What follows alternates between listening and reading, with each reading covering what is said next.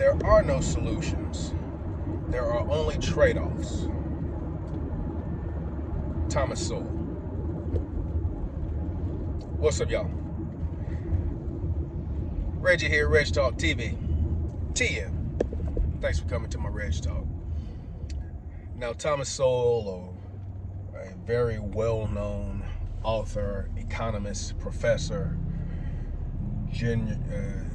generally awesome mofo, who's in his probably mid-90s or something like that now.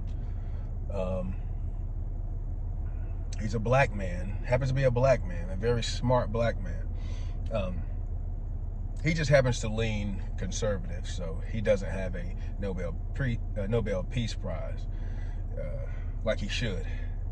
Anyway, so he's usually the one who's credited for that phrase, and I think that I think I've seen a video of him mentioning that he mentioning someone else who kind of coined that phrase, but usually it's kind of attributed to him. But there are no solutions, there are only trade-offs. And basically what this boils down to is that nothing is perfect, and things come at a cost and cause some amount of conflict when you are talking about, especially when you're talking about humans, in conflict resolution. Some things are more or less easier or harder to accept in that process, and it depends on the person, right? And I thought I'd just kind of talk about this a little bit, because I realized that I was going to be saying it and kind of resting on these laurels in another more controversial video and video topic and series.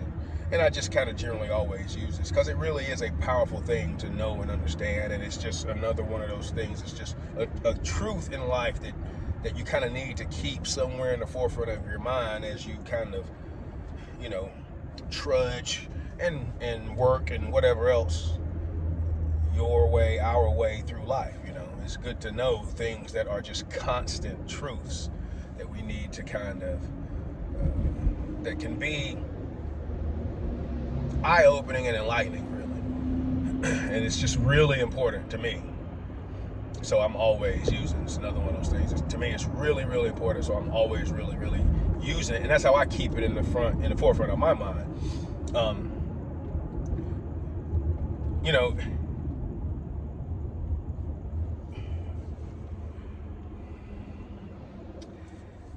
Apart from the need to kind of have accountability and responsibility for our decisions, oftentimes the bad things in our life come obviously from us not being perfect, and we can't see the future, et cetera, but I think we need to, many times we don't really think things through or think about all possibilities and risks, and or we shorten that for various reasons, fear or some other emotional complex based on fear, usually. And sometimes it's based on love or the idea of love. And sometimes we get that wrong because we are really coming from a position of fear.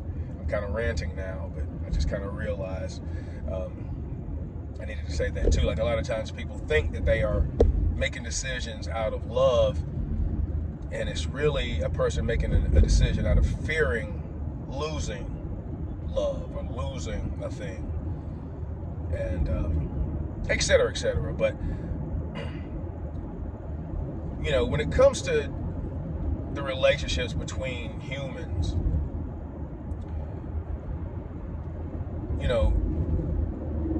there's just always going to be a cost. There's opportunity cost of things you can be doing with your time, and then there's just the again, people aren't robots. So you push a little bit on people or pull a little bit on people. They may or may not go along with it, or they might push back or pull back, etc., etc. So, and also when you're dealing with large groups of people, and like in America, we have all these kind of controversial, quote unquote, political, things going on in America right now, in June 2025. And it kind of lends its hand into understanding why people choose to pursue this utopian idea of reality when it's impossible. And people just seem to forget that you're not going to have perfection in any system. But it just seems like, so there's going to be costs. There are going to be trade-offs. And it just seems like one side, obviously, they're not walking around thinking this and realizing this and keeping it at the forefront of their mind. That's part of the problem. And because they're being led by emotion, so it doesn't really matter. You have to manipulate the emotion if you want to manipulate those individuals, because logic and fact won't do it. They will cherry pick to find the logic and fact that they want to use and ignore all the other. So they still don't use logic and fact. And they do that because they are fearful of being wrong.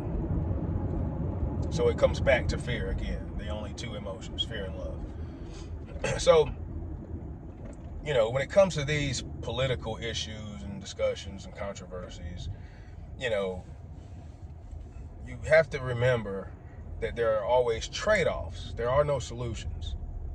And there's no country, person, group of people, political party, doctor, research, constitution, law, lawyer, police officer, ICE agent, immigrant, etc., anybody else. There are no perfect any of those. So there's going to be trade-offs. There's never going to be a perfect, solution to any of these issues. And, it's just like one side, again, is kind of like there's no compromise. There's no idea of compromise. There's no idea or understanding of what I'm talking about here for 8 minutes. But I think, again, trying to remind people of this is important, because it is just a fact of life. And we need to think about this as we make important decisions. Like, what are we trading off? What is there that we may or may not get in return for what our perceived solution is that we're trying to give or fight for or implement or whatever? Because there is going to be a trade-off. And if you ignore that, then down the road, people are going to be surprised and they're going to be mad and angry, etc., etc. So, I don't know. It's just one of those conversations I wanted to get started. To me, it's a great thing to kind of keep, again, in the forefront of your mind.